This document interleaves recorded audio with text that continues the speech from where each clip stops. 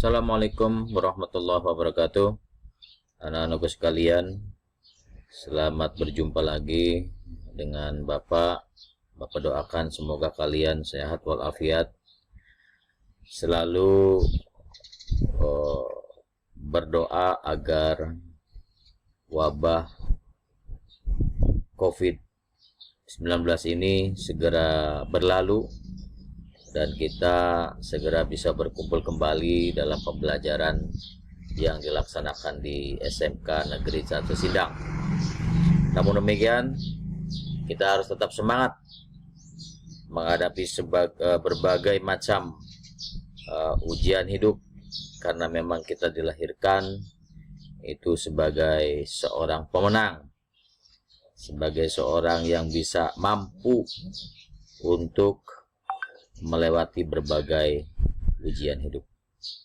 Baik anak-anak sekalian, seperti yang pernah Bapak bahas sebelumnya di kelas tentang sistem kontrol terprogram menggunakan PLC. PLC kita tahu adalah Programmable Logic Controller. Artinya sebuah alat controller, pengontrol yang dapat diprogram menggunakan logika berpikir kita. Oke, di layar ini Bapak sudah tampilkan ada sebuah konstruksi PLC, bagaimana kita memberikan atau membuat wiring diagramnya, bahwa PLC ini apapun jenisnya, dia mempunyai dua bagian. Yang pertama, bagian ini adalah bagian input device.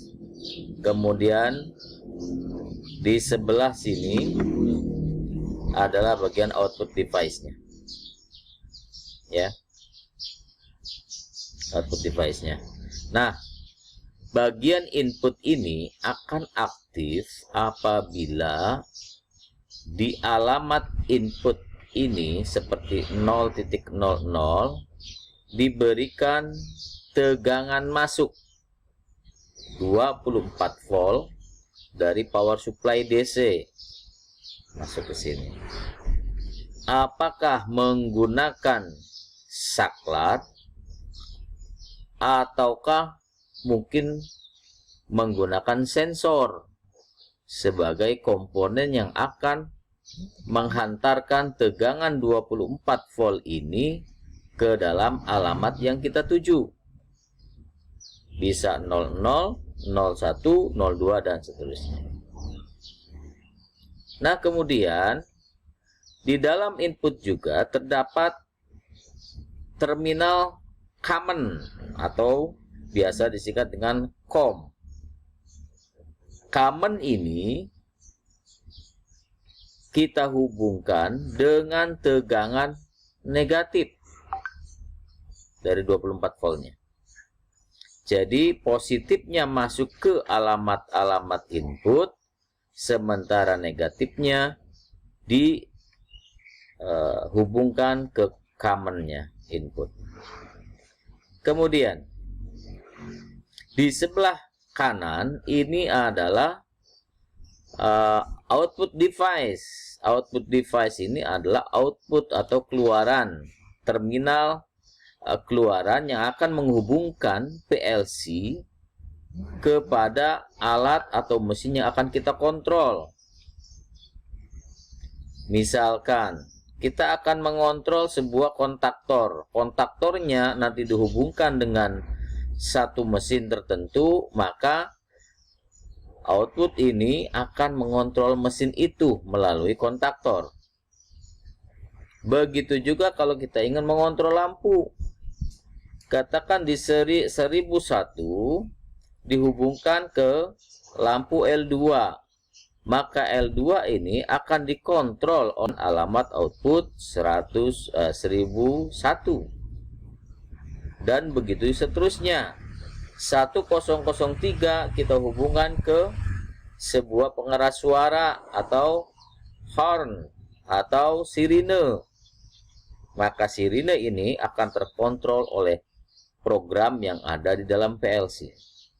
Jadi di dalam PLC ini ada bagian software berupa program, ada hardware berupa wiring diagram ini. Nah, kemudian di output itu ada common juga. Ada common.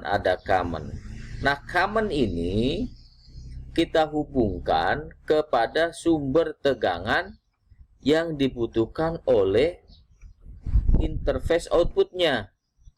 Contoh, kalau common yang dia hanya akan terhubung ke 1003 ke program membuat 1003 ini nyala. Maka begitu program menyatakan dia nyala, common ini akan terhubung ke 1003. Nah, 1003 ini bebannya apa? Interface-nya apa? Kalau dia interface-nya sirine membutuhkan tegangan 220 volt, maka common ini sebagai inputnya 1003 kita hubungan ke 220, entah itu netral ataupun fase. Begitupun dengan common yang atas. Common atas ini akan terhubung kepada alamat 1002, 1001, 1000.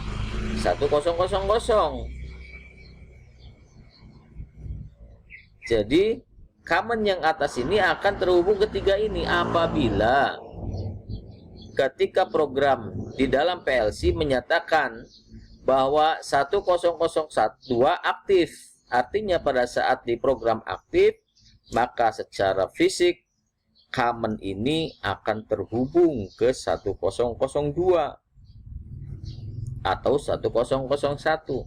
Nah, ketika 1001 ini dihubungkan dengan lampu yang membutuhkan 220 volt, maka common ini harus dihubungkan ke 220 volt. Gitu ya. Jangan sampai beban mintanya DC 24 volt, kita beri tegangan 220 volt dengan menyambung common ke 220 volt. Bisa jebol bebannya. Maka ketika kita membuat program harus dipikirkan alamat output ini dengan commonnya.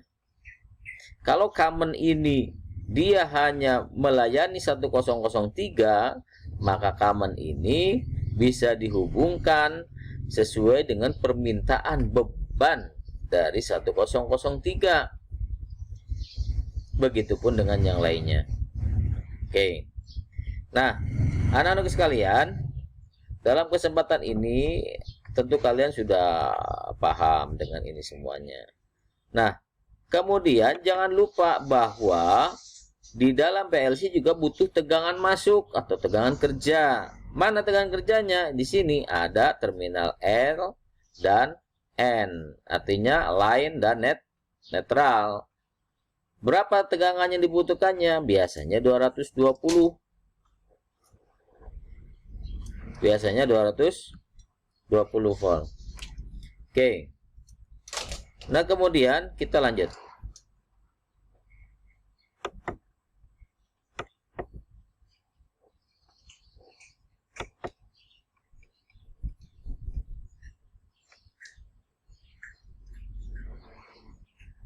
Nah, Bapak minta ini satu penugasan kepada kalian. Kalau tadi hanya untuk mengingatkan kembali tentang pelajaran sistem kontrol terprogram. Nah, sekarang penugasan. Ada sebuah pintu otomatis. Ini pintu rahasia ceritanya. Kenapa pintu rahasia? Karena dia terbuat dari seolah-olah ini sebuah tembok yang terbuat dari bata. Tembok dari bata ini, pintu dari bata ini, kemudian bisa menutup dan membuka. Nah, di sini ada beberapa sensor. Pertama ada LS1 atau limit switch 1. Nah, ini limit switch 1. Kemudian ada limit switch 2 yang atas. Ada sensor benda atas. Jadi kalau ada sensor benda, ada benda yang ada di posisi atas, maka dia akan terdeteksi oleh SB1. Kemudian di bawah juga ada sensor benda bawah. Kemudian ada aktuator. Sensor-sensor ini sebagai input yang akan kita hubungkan ke PLC. Kemudian di sini ada sebuah motor 3 fasa. Motor 3 fasa ini akan berubah fasanya apabila ketika ada benda yang terdeteksi, maka dia akan terbuka. Nah, tentu gerakannya gerakan forward. Nah, ketika benda ini sudah masuk ke dalam, maka dia akan menutup kembali. Maka itulah yang disebut dengan gerakan reverse dari motor 3 fasa. Nah, dengan kondisi seperti ini, Bapak minta kalian membuat sebuah ladder diagram. Posisi awal pintu ini tertutup. Kemudian ketika ada benda terdeteksi, maka dia terbuka. Ketika terbuka, ketika benda sudah masuk ke dalam, maka dia tertutup kembali. Nah, silakan Bapak minta kalian membuat sebuah ladder diagram, sekaligus juga wiring diagramnya untuk rangkaian pengontrol pintu rahasia yang otomatis ini. Baik, anak-anak sekalian, tugas segera dikumpulkan. Kemudian Bapak akan memberikan pembelajaran yang selanjutnya. Terima kasih. Wassalamualaikum warahmatullahi wabarakatuh.